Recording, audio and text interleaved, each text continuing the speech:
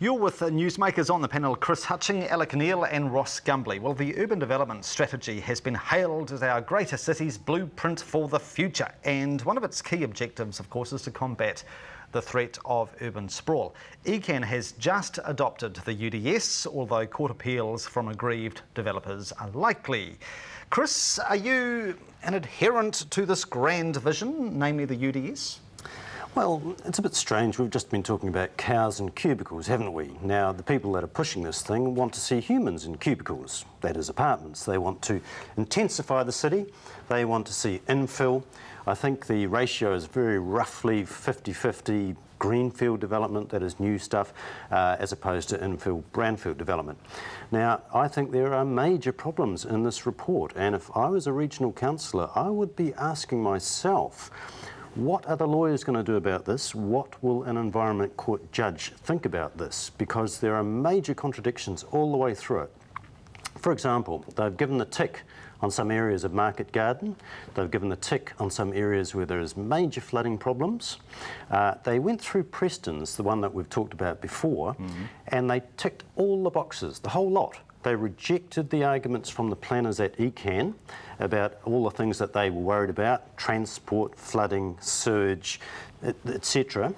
And they said, unfortunately, if we allow this, this will skew up this 50-50 ratio of greenfields, brownfields development, so sorry, you can't have it. They did even say that eventually they're sure that Preston's will become part of the city, but not at the moment because we're trying to put this thing into action. All right. So you envisage lawsuits by the truckload? I think so, unless there's going to be some severe arm twisting behind the scenes, which I'm sure will also go on. Okay. Alec, do you believe the strategy that has been adopted by ECAN is rock solid? Will it last, or is it going to be cut up via the Environment Court? I think it's defensible, which is different from being rock solid. Any plan which has been approved by commissioners and now endorsed by Canterbury Regional Council is open to appeal, and it'll depend who the appeal is heard by on the day as to what the final outcome will be.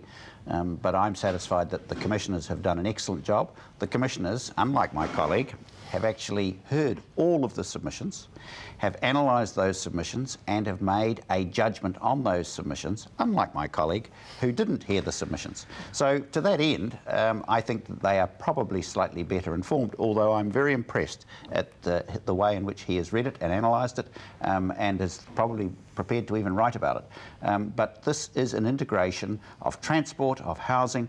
Look, if my colleague wishes to have greenfields, which everyone doesn't wish to be cut up and put little boxes on, and in fact endorses a high-rise in the inner centre, we will actually bring life back to the inner centre. We won't need music centres for excellence because we'll have people there going about their daily business. All right, take the Preston's debate, and I can't really get my head around all of the complications surrounding Preston's, because on one hand, here we have the urban development strategy adopted by ECAN, which prohibits Preston's, essentially, and that is likely to be appealed by the developers to the Environment Court. Yet on the other hand, the Christchurch City Council has just opened public consultation on Preston's. Why the disconnect? My understanding, it's a private plan change, and therefore they're bound by their statutory requirements as to when they must advertise it. Commissioners will hear that application and will make their decision. They will take into account RPC 1 and they're not bound by it because it's not operative at this point, but they are bound to have regard to it, and I'm sure that they will. All right. I'm going to use you as the man in the street, Ross. Who are you texting? Sorry? Oh, I'm just, I'm texting my mum and telling her not to bother to watch this week. I have nothing to add on this item, Mike.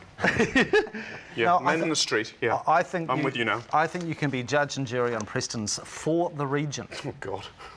Now, consider this. A mega housing scheme. Yeah, I'm with you. Wait a minute, hang on. Yeah, a mega housing scheme home to 6,000 people. Whoa, yeah.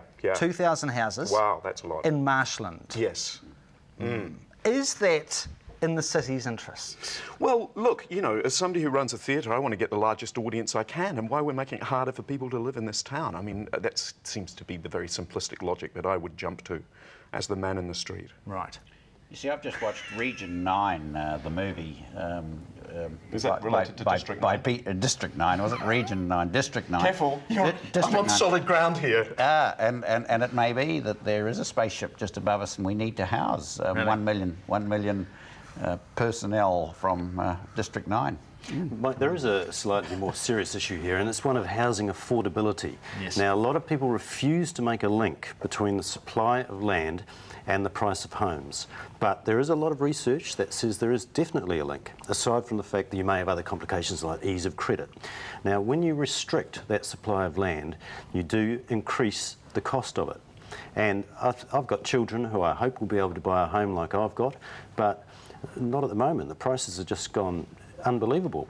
Well, it's interesting that Mayor Bob Parker and Mr Marriott have been over in cities like Seattle, who, from my understanding, have faced this exact problem, where they have done huge amounts of intensification with their city and the land price has gone through the roof to the point where it's unaffordable for most Joe Blows in Seattle. That's your concern, right, as to what's going to happen in Christchurch? Yes, and it's happened around the world. There is a number of people that have done research on this. In Auckland it's the same, and in Auckland they have had to adjust their greenbelt several times over the past 10 years, which is why I don't think that this one is going to be written in stone by any means. There's a couple of contradictions, just one I want to point out. At the top of Mills Road, there's an area of Market Garden, beautiful spot past Murray High School. I go biking past there. Now, the commissioners were convinced by arguments from those landowners that there is no longer a market for market gardens around Christchurch. Therefore, they're lumbered with this land they can't do too much with. There's a few houses around, you might as well let us put houses on it. Now, using that argument, you could say the entire swathe of marshlands, therefore, may as well be housing. Sure, yeah. And they say, we don't grow much here now, we grow it all out at Southbridge where land is cheap, irrigation's easy and transport's cheap. OK. Alec, can I get you to respond to those concerns? It's a fair comment, but the reality is for those who market garden there, if they can subdivide and are allowed to subdivide, the return to them is so much greater than they'll ever make from the market gardening. They've got to a point now also where they're totally surrounded by housing. As soon as they spray, then the complaints start to pour into Environment Canterbury, to the pollution hotline. So they become stymied, and so they become basically almost prisoners in their own community because they can do damn all. What about this intensification concern leading to extremely high land values and prices? Well, you know, we have, every generation says that you'll never be able to afford a house now, young lad, and young people are still buying houses. So the statistics actually don't confirm what has been said. Young people are, in fact, buying houses just as they did before. All right. The problem with the crash is, of course, that the house values have now dropped and they have mortgaged to 100%. Yes, but I must point out that home ownership rates have fallen and are continuing to fall. So it's not quite right to say the same number of young people are able to buy homes anymore. All right, I'll have to get a break in, and we're going to change tack in a moment. We're going to take you to Wellington to the Downstage Theatre, courtesy of Child, Youth and Family. We can be honorary foster children for the purposes of the next discussion. Do stay with us.